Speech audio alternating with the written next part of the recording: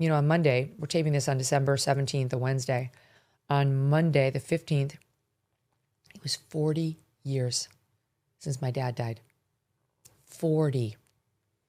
Can't believe it. 1985.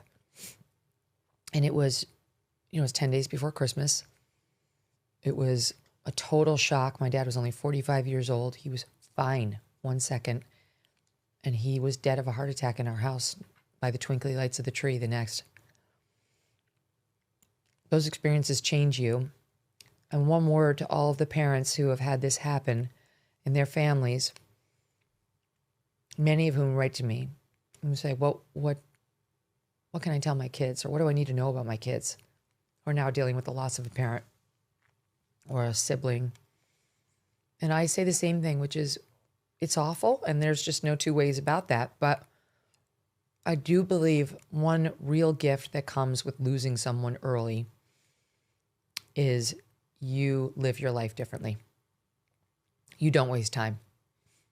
You make still some crappy decisions. It doesn't immunize you against that, but you realize them faster. You correct them faster. You could go at any moment. You know it. Everyone knows it, but you know it. You know it on a gut cellular level. And you act differently as a result.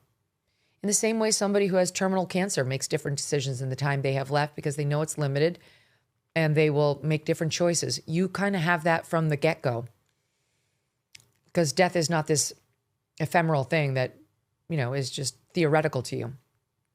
You see it. You really believe it. You do worry about it.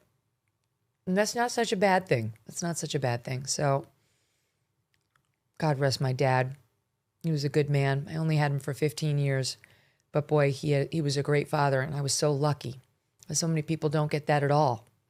Or they have their dads their whole lives and they're crappy, or they ignored them, or they were angry dads or alcoholic dads or absentee dads. We see that a lot. My dad was super fun. He was present. He used to sit down on the floor after he'd come home from teaching. He was a college professor. He played jacks with us. He never spoke down to us. He always kept his vocabulary elevated. He never just said, like, you're super smart. He never told me that. He just treated me like I was.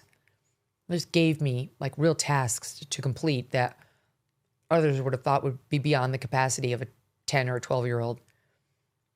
And that's what really leads to self-confidence. It wasn't even a discussion. He just gave it to me and knew I could do it and expected something more of me.